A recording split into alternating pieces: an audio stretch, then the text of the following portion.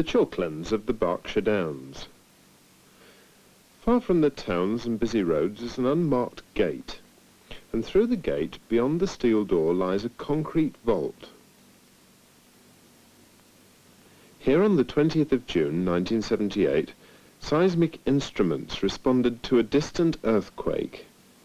Some minutes later, about 600 kilometres north in Eskdalemuir, the same event was recorded. And at different times, in different places, seismic stations all over the world recorded the telltale traces from the same event. We'll find out where that earthquake happened later in the programme. But first, what is an earthquake? This limestone quarry in the Pennines is peaceful enough now, but it can easily be turned into a site for demonstrating some fundamentals about earthquakes. That they involve rapid movements of parts of the crust with the release of large amounts of different kinds of energy.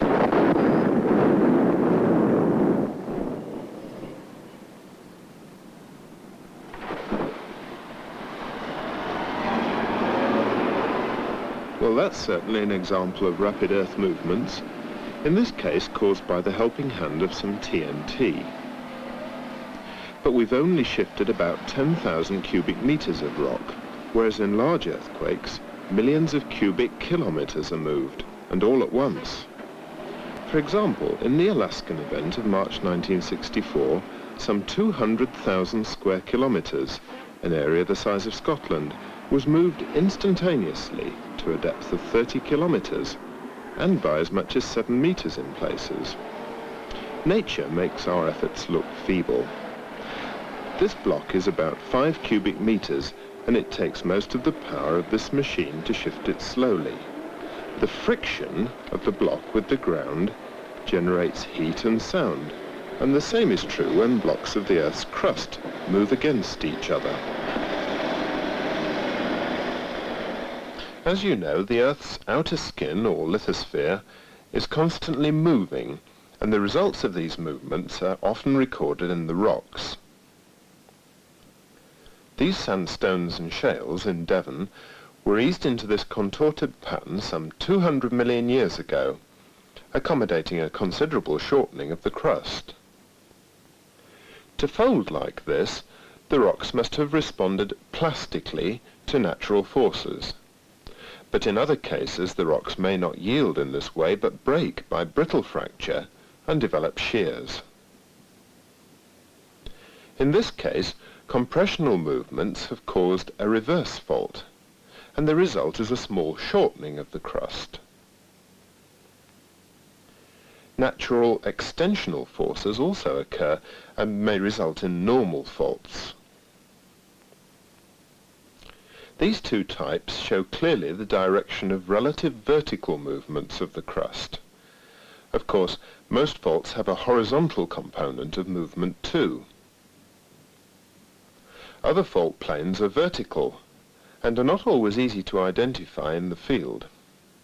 But there is at least one large vertical fault in the quarry. This scar up the hillside gives us no clue as to the direction of movement across it, but it can be traced away from the quarry across Derbyshire. Any of the faults just shown could have caused major earthquakes if they had moved violently. So the concentration of faults in Derbyshire tells us that there must have been sizable earthquakes right here millions of years ago. Britain is riddled with faults, ranging from the small fractures in the quarry to the large-scale fault displacements further north.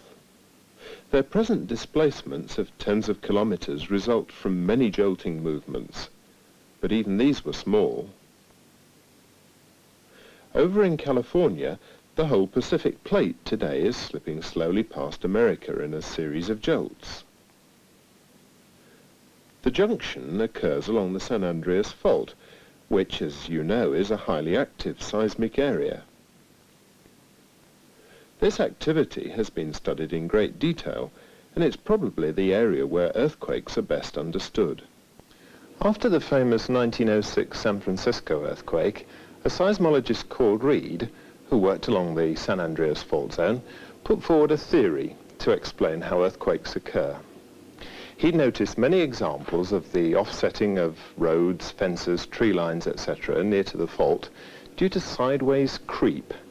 Structures like pipes and railways crossing the fault became buckled. All this movement occurred without noticeable earth tremors, and only when abrupt movements occurred were shocks felt.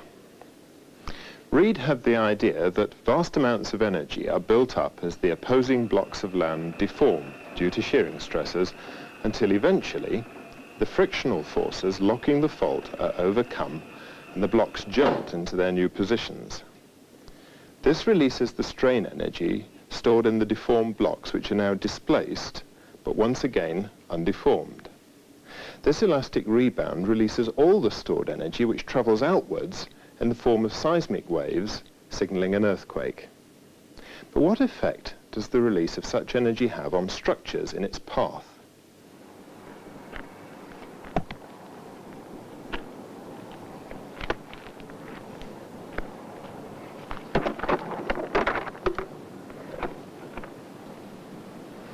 Well, I didn't touch it, but these rocks here were quite capable of transmitting the energy of my hammer blows into the ground so that the hut eventually fell down.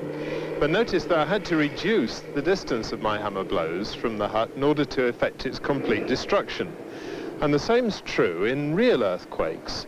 We have to go to further and further distances from the source or focus to see decreasing intensity of destructive effects. Now, we can't simulate natural earthquake movements in this quarry, but what we can do is to set off a series of explosions, and although our simulated seismic events will be relatively small, we can observe their destructive effects at close hand.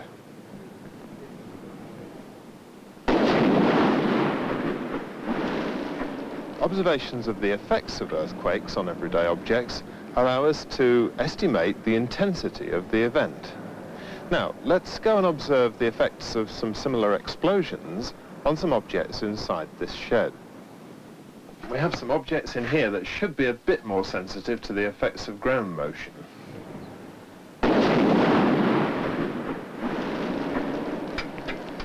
Okay, nothing very spectacular there, but it's details of the effects of motions like the mug swinging on the rack up there that Macaulay used to set up a 12-point intensity scale which describes the destructive effects of earthquakes.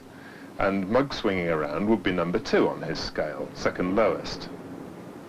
But although the mugs on the rack started swinging, the things on the table weren't affected at all by that explosion. So let's try a slightly more powerful one.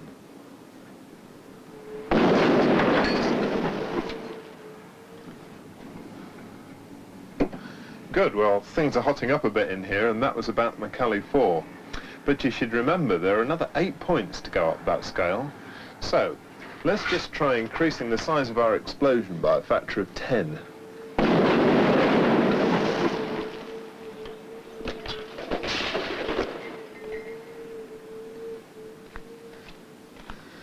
Well, a real earthquake wouldn't have looked quite like the effects of that explosion, but the damage you see is equivalent to about 0.7 on Macaulay's intensity scale.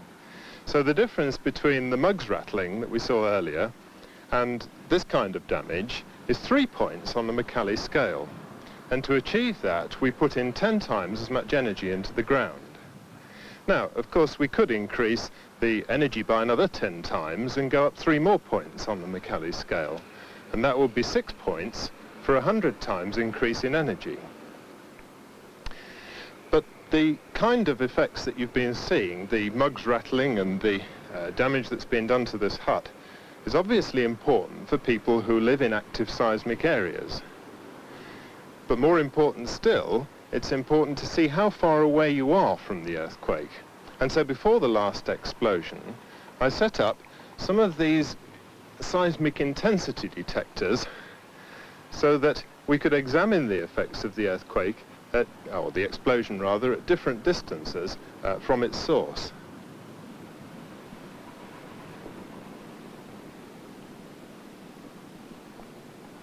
At 30 meters, the energy from the blast transmitted through the ground was sufficient to knock over the cup. But at 60 metres, the cup was merely shaken and some of the tea was spilt. Whilst at 90 metres, no effects are recorded. So distance from an event has a very marked effect on intensity. That's very fortunate, for if earthquake energy was not dissipated in its travel through the Earth, then no man-made features would exist today. As effects decrease away from the source, it's possible to correlate the effects and produce an intensity map. Imagine that the whole quarry floor had been covered with teacups or mugs. Then it would have been possible to map the edge of an area where all the mugs fell down with a line, and another line for the edge of the area in which tea was spilt. These lines of equal intensity of effect, or isoseismals, can be used in a real event to locate the centre of the event, or epicenter. This method, however, has many drawbacks because it relies on observations of past events and interviews with survivors who are often shocked in the true sense of the word. What we actually need is a more precise physical measurement that we can make of earthquakes. And if we measure the ground acceleration that's produced during an earthquake by the energy that's transmitted through from it, then obviously we've got a much more physically precise quantity. Seismometers are designed to measure just those accelerations, seismometers like the ones you saw earlier in this program in the vault. But even such instruments have not always been quite so sophisticated. They certainly haven't. This is a model of the first instrument ever built to detect earthquakes. It was made in China in the 2nd century by the philosopher Cheng Hung. And although it's really simple, it's reasonably sensitive. So how does it work? Any seismic wave will cause this pendulum to swing, which knocks a ball out from the mouth of this dragon into the ever-ready frog beneath. The device also tells us the direction of the waves because of the way the pendulum is connected to these rods. When a seismic wave moves the pendulum, the direction is recorded by a particular dragon, or if a wave comes from other directions.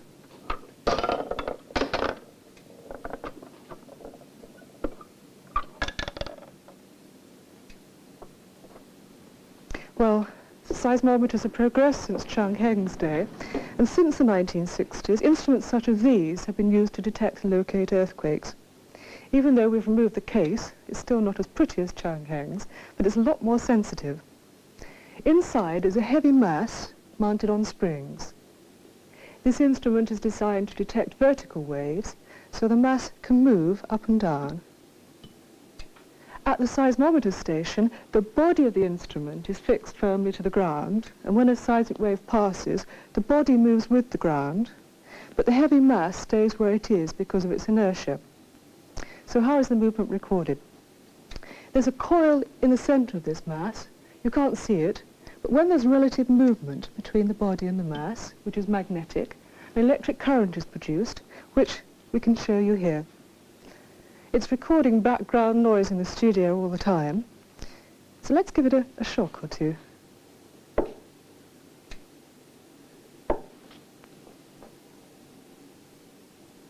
And an earthquake wave causes a similar vibration, which can be recorded either on magnetic tape or on paper. This seismic trace was recorded at Este-on-Muir, the station we mentioned earlier, which is one of the worldwide network of seismic stations. Records like this are used to find where an earthquake occurred, the epicenter, and how big it was, its magnitude. And I'm going to use this record to show you how it's done. First, we'll look at how far away the earthquake was. Here's the P wave arrival, and here's the S wave arrival, and these time marks are 1 minute apart. The travel time of seismic waves from the earthquake to the seismometer depends on the distance of the earthquake, and seismologists have been able to determine the average travel time of P and S for an earthquake at any distance. But here we don't know the travel time of these waves, and we don't know the exact time the earthquake occurred. But there is a time we can measure from the record, and that's the time between the P and the S arrivals, which on this record is about 4 minutes. This difference is due to the lower velocity of shear waves in the Earth compared with compressional waves. We can measure this accurately and use this time difference, the S minus P time, to find the distance of the earthquake from standard tables. In this case, the earthquake is 2,500 kilometers away. But we don't know in what direction. To find the epicenter, we have to use records from at least 2 other stations. These other 2 records are from seismic stations in New Delhi in India and College in Alaska. These are the P and S wave arrivals for New Delhi, and the S minus P time is 7 minutes and 2 seconds, so we can find the distance of the earthquake from New Delhi. It's 5,280 kilometers. We can do the same thing for College, which gives us 8,250 kilometers.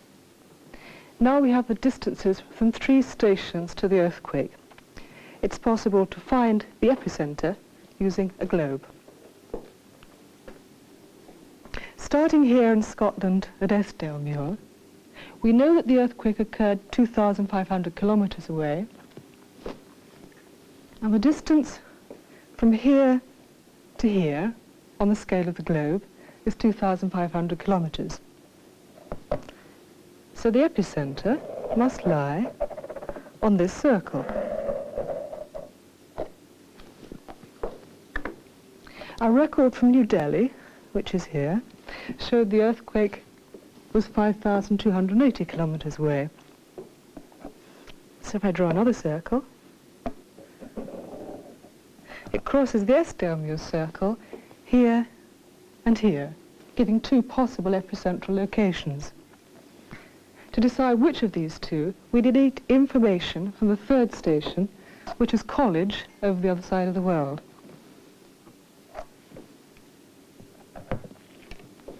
And the epicenter will be where these 3 circles meet, here in Greece. And this is how the world learns about it. This may seem a rather rough way of locating an earthquake, but before the development of computers, this was how it was done. These records are also used to find the depth of the earthquake. If we look again at the Eskdalemuir record, this is the P wave arrival, and here is a later arrival. The waves from the earthquake travel not only directly to the station, but also to the Earth's surface and are reflected there. This wave is called little pp, and it arrives after the P wave as it's traveled further. The time difference between the arrival of these 2 waves is a measure of the extra distance traveled by the little pp wave, from which the depth of the earthquake can be calculated. For this earthquake, this time difference means that it was 70 kilometers below the Earth's surface. These records can also be used to calculate the magnitude of the energy released and not just the damage caused, like the intensity scale. We get this from a combination of the amplitude of the waves, like this, and the distance of the earthquake, which we've just found. The seismometer is calibrated so that the amplitude is related directly to the ground motion, which in turn depends on the energy released in the earthquake. As with intensity, there's an accepted scale of magnitude, the logarithmic Richter scale. The largest earthquake yet recorded measured 8.7 on the Richter scale, which is some 1,000 times greater than this earthquake, which had a magnitude of 5.1. But that's more than enough to cause considerable destruction. We can use these records to find one other thing. The P wave on the Eskdalemuir record has a first motion that is initially downwards, and this indicates an initial stretching. It's called a dilatation. College is the same as Eskdalemuir, but New Delhi has a first motion that is upwards. So this is a compression. Now, why in some cases is the first motion of the P waves compressional and some dilatational? That depends on the orientation of the fault plane and the direction of movement along it. As most earthquake-forming faults can't be detected at surface, this type of instrumental data is the only way of finding this information. This is called a fault plane solution, and you'll find more details in Block 2. The disadvantage of using the world network of seismographs to find the location of magnitude of earthquakes is that it can't be done quickly, as it takes a few months for seismograms from remote stations to be collected. This time delay in accurate location was a particular nuisance when the seismographic network was used to detect nuclear explosions, and most work of this kind is done using arrays of seismometers. One such array is at Eskdalemuir. It consists of 2 lines of vertical component seismometers, like the one we showed you in the vault. The seismometers are about 2 kilometers apart. All these seismometers record on magnetic tape. If, for example, an earthquake occurs to the northeast of Eskdalemuir, the seismic waves will reach the seismometers nearest the northeast first. So the difference in arrival times can be used to give the direction of the earthquake. The distance of the earthquake is found from the speed the wave crosses the array. A wave from a nearby earthquake reaches the array travelling almost horizontally and crosses it slowly. A wave from a distant earthquake comes from a more vertical direction and crosses the array much faster. So the speed of the wave across the array gives the distance of the earthquake. And with a large computer, this can be calculated almost instantaneously. In fact, the Eskdalemuir array is programmed to search continuously through all directions for earthquakes or explosions. Arrays such as Eskdalemuir represent the finest of modern seismometers, but they're unlikely ever to record an event like this. Here's the time scale. This is 10 minutes. The ground shaking at this seismic station is continuing for over an hour, very different from the 3 records we've just seen, which shook a seismometer for about 20 minutes. And this record comes from a rather unusual seismometer station. Part of the Apollo research program was to study seismic events on the Moon. The lengthy reverberations found in lunar events may result from ringing in a strongly welded crustal layer thought to occur right round the Moon. This layer resulted from the many meteor impacts that characterize the cratered surface we see from Earth. By placing a number of seismic stations on the Moon, it was possible to record interior activity, and so moonquakes were discovered. The remarkable thing about these moonquakes is that they occur far deeper than most earthquakes on Earth, around 600 kilometers. At that depth, there's a boundary between the lithosphere and a partially melted zone called the lunar asthenosphere, thought to be at the center of the Moon. So on the Moon, seismicity is providing the key to uncovering the structure of the Moon, just as on Earth.